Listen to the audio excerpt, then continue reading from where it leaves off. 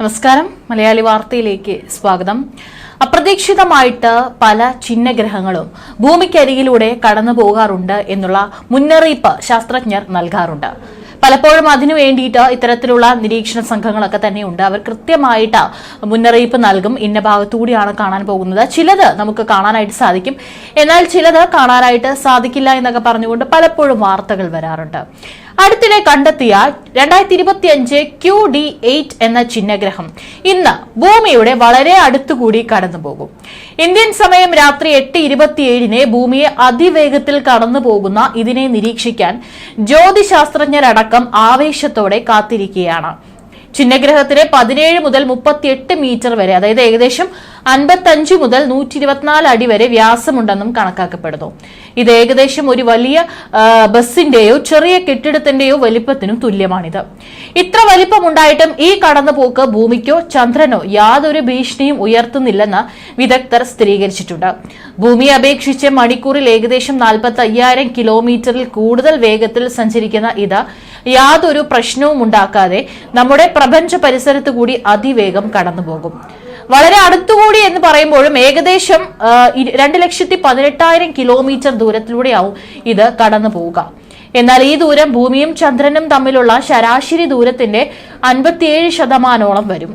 2025 QD8 പോലുള്ള ഭൗമ സമീപ ചിഹ്നഗ്രഹങ്ങൾ സൂര്യന് ചുറ്റുമുള്ള ഭൂമിയുടെ സഞ്ചാരപാതയ്ക്ക് സമീപത്തേക്ക് വരുന്ന ഭ്രമണപഥങ്ങളുള്ള ബഹിരാകാശ പാറകളാണ്. നാസ അന്താരാഷ്ട്ര പങ്കാളികളുമായി ചേർന്ന് ഇത്തരത്തിലുള്ള 10,000 വസ്തുക്കളെ കണ്ടെത്തുകയും നിരീക്ഷിക്കുകയും ചെയ്തിട്ടുണ്ട്. അവയുടെ വലിപ്പവും ഭാവിയിൽ ഭൂമിയുടെ സഞ്ചാരപഥവുമായി കൂട്ടിമുട്ടാൻ സാധ്യതയുള്ള ഭ്രമണപഥവും കാരണം അപകട സാധ്യതയുള്ള ചിഹ്നഗ്രഹങ്ങൾ എന്ന് തരംതിരിക്കപ്പെട്ട ഒരു ഉപവിഭാഗം അവയിലുണ്ട്. എന്നിരുന്നാലും കർശനമായ നിരീക്ഷണ ട്രാക്കിംഗ് സംവിധാനങ്ങൾ യഥാർത്ഥ ഭീഷണികളെല്ലാം വളരെ മുൻകൂട്ടി തിരിച്ചറിയുന്നുവെന്ന് ഉറപ്പാക്കുന്നതാണ്. എന്നാൽ ഇത്തരം കടന്നുപോകലുകൾ ഈ ബഹിരാകാശ വസ്തുക്കളുടെ ഘടന, സഞ്ചാരപഥങ്ങൾ, സ്വഭാവം എന്നിവയെക്കുറിച്ച് ഗവേഷകർക്ക് വിലയേറിയ അറിവുകൾ നൽകുന്നതാണ്. 2025 QD8 സാമീപ്യം ഒരു അപകടവും ഉണ്ടാക്കുന്നില്ലെങ്കിലും ലോകമെമ്പാടുമുള്ള ശാസ്ത്രജ്ഞരുടെ നിരന്തരമായ ജാഗ്രതയും അർപ്പണബോധവും വ്യക്തമാക്കുന്നതാണ് അതിന്റെ സുരക്ഷിതമായ കടന്നുപോക്ക്. ഭൂമിക്ക് 7.4 കിലോമീറ്റർ അടുത്തെത്തിയാൽ മാത്രമേ ചിഹ്നഗ്രഹങ്ങൾ അപകടകാരികളാകൂ. അതുമാത്രമല്ല, അതിന് 85 മീറ്ററിൽ കൂടുതൽ വീതിയും വേണം. എന്നാൽ ഇന്ന് ഭൂമിക്കരികിലേക്ക് എത്തുന്ന ചിഹ്നഗ്രഹത്തിന് ഇത് രണ്ടുമില്ലെന്ന് ഭയക്കേണ്ടതില്ലെന്നാണ് ശാസ്ത്രജ്ഞന്മാർ പറയുന്നത്. മാത്രവുമല്ല, 2025 QOT4 ശ്രദ്ധാപൂർവം നിരീക്ഷിച്ചു വരികയാണ് നാസ. അന്തരീക്ഷത്തിലെ ചില മാറ്റം പോലും അതിന്റെ വേഗത്തിലും സഞ്ചാരപാതയിലും മാറ്റം വരുത്താൻ സാധ്യതയുണ്ട്. അതേസമയം 53 മുതൽ 67 മീറ്റർ വരെ ചുറ്റളവുള്ള വമ്പൻ ഒരു ചിഹ്നഗ്രഹം 7 വർഷത്തിനകം ഭൂമിക്ക് ഭീഷണിയാകുമെന്നും പഠനങ്ങൾ നേരത്തെ പുറത്തു വന്നിരുന്നു. 2024 YR4 കുറിച്ച് പുതിയൊരു വിവരം കഴിഞ്ഞ ദിവസം പുറത്തു വന്നിരുന്നു. യൂറോപ്യൻ സ്പേസ് ഏജൻസി പുറത്തുവിട്ട വിവരമനുസരിച്ച് ഭൂമിക്ക് പകരം ഈ ചിഹ്നഗ്രഹം ചന്ദ്രനിലാകും പതിക്കുക എന്നാണ് അത്. ചന്ദ്രനിൽ ഇത് ചെറിയ നാശവും ഉണ്ടാക്കിയേക്കും. കണക്കുകൂട്ടുന്ന തീയതി അനുസരിച്ച് 2032 ഡിസംബർ 22 ചിഹ്നഗ്രഹം ചന്ദ്രന് സമീപത്തെത്തുക. ചന്ദ്രനിൽ പതിക്കാനുള്ള സാധ്യത ഇപ്പോഴത്തെ കണക്കിൽ 4%. 2024 ഡിസംബറിൽ 27 ചിലിയിലെ അറ്റ്ലസ് ടെലിസ്കോപ്പാണ് 2024 YR4 എന്ന ചിഹ്നഗ്രഹത്തെ കണ്ടെത്തിയത്. ഭൂമിയിൽ പതിക്കുമോ എന്ന സംശയം അന്ന് ഈ ചിഹ്നഗ്രഹത്തിന്റെ കാര്യത്തിൽ ബഹിരാകാശ വിദഗ്ധർക്കുണ്ടായിരുന്നു. അത്യാവശ്യ വലിപ്പമുള്ളതിനാൽ പതിച്ചാൽ ഭൂമിയിൽ നാശം സൃഷ്ടിക്കാൻ കഴിയുന്നതാണ് ഈ ചിഹ്നഗ്രഹം.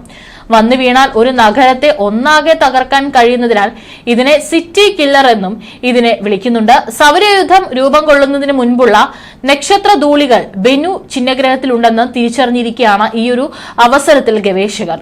ശ്രദ്ധേയമായ ഒരു കൂട്ടം ഘടകങ്ങൾ ബെനു ചിഹ്നഗ്രഹത്തിന്റെ സാമ്പിളിൽ അടങ്ങിയിരിക്കുന്നു എന്നാണ് ബെന്നുവിന്റെ സാമ്പിൾ പരിശോധിക്കുന്ന ഗവേഷകരുടെ വാക്കുകൾ. ഈ പദാർത്ഥങ്ങളിൽ ചിലതാണ് സൂര്യൻ രൂപപ്പെടുന്നതിന് മുൻപുള്ളത്.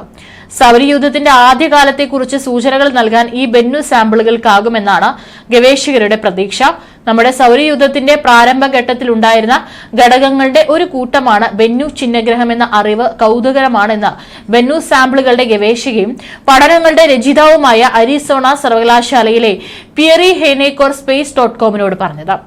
സൗരയൂഥത്തിൽ എല്ലായിടത്തും ഉണ്ടായിരുന്ന വസ്തുക്കളുടെ അവശിഷ്ടങ്ങൾ ബെന്നുവിലുണ്ട്. കടുത്ത ചൂടിനെയും വെള്ളവുമായുള്ള പ്രതിപ്രവർത്തനങ്ങളെയും അതിജീവിച്ച് ഇവ മാതൃഗ്രഹവുമായുള്ള കൂട്ടിയിടി ഉൾപ്പെടെയുള്ള ഇമ്പാക്ട് ഇവന്റുകളെയും അതിജീവിച്ചവയാണ് എന്നും പിയറി ഹെൻകോർ വ്യക്തമാക്കി.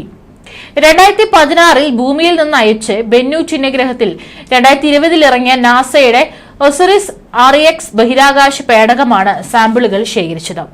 ഈ സാമ്പിളുകളിൽ നമ്മുടെ സൗരയൂഥത്തിൽ രൂപം കൊണ്ട പൊടി, നക്ഷത്രാന്തര ബഹിരാകാശത്തു നിന്നുള്ള ജൈവവസ്തുക്കൾ, സൂര്യനേക്കാൾ പഴക്കമുള്ള നക്ഷത്ര ധൂളി എന്നിവ അടങ്ങിയിരിക്കുന്നു.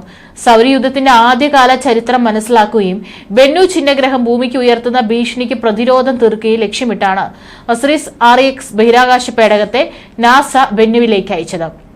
ഭൂമിയിലെ ജീവന്റെ ഉത്ഭവത്തെക്കുറിച്ച് നിർണായക സൂചനകൾ ബെന്നു നൽകുമെന്നും ശാസ്ത്രലോകം കണക്കുകൂട്ടുന്നു. നാസ അടക്കമുള്ള ബഹിരാകാശ ഏജൻസികൾ സൂക്ഷ്മമായി നിരീക്ഷിക്കുന്ന നിയർ എർത്ത് ഉപഗ്രഹമാണ് ബെന്നു.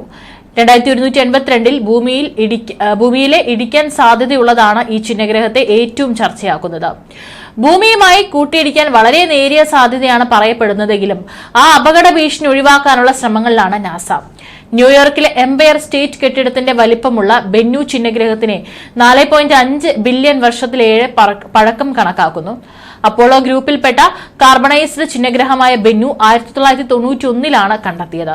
ഇത്തരത്തിൽ ഈ മേഖലയിൽ ഗവേഷണം നടത്തുന്ന ശാസ്ത്രജ്ഞരടക്കം തന്നെ ഇത്തരത്തിൽ ഓരോ ചിഹ്നഗ്രഹത്തെ കണ്ടുപിടിക്കുകയും അത് ഭൂമിക്ക് എത്രത്തോളം വിനാശകരമാണ് എന്നുള്ളതിനെ കുറിച്ചിട്ടുള്ള മുന്നറിയിപ്പുകൾ നൽകുന്നുണ്ട്. മാത്രമല്ല, ഇത്തരത്തിൽ കണ്ടെത്തുന്ന പ്രത്യേകിച്ച് അപകടകരമായിട്ടുള്ള ചിഹ്നഗ്രഹങ്ങളെ കൃത്യമായിട്ട് നിരീക്ഷിക്കാനും നമുക്കൊരു ശാസ്ത്ര വിഭാഗം തന്നെയുണ്ട്.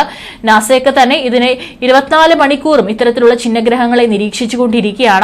അതുകൊണ്ട് എന്തെങ്കിലും തരത്തിലുള്ള ഭീഷണി അല്ലെങ്കിൽ അത് ഭൂമിയുടെ ഏറ്റവും അടുത്തുകൂടി കടന്നു പോകുന്ന സമയങ്ങളിലെല്ലാം തന്നെ നാസ കൃത്യമായിട്ട് മുന്നറിയിപ്പുകളും നൽകാറുണ്ട്.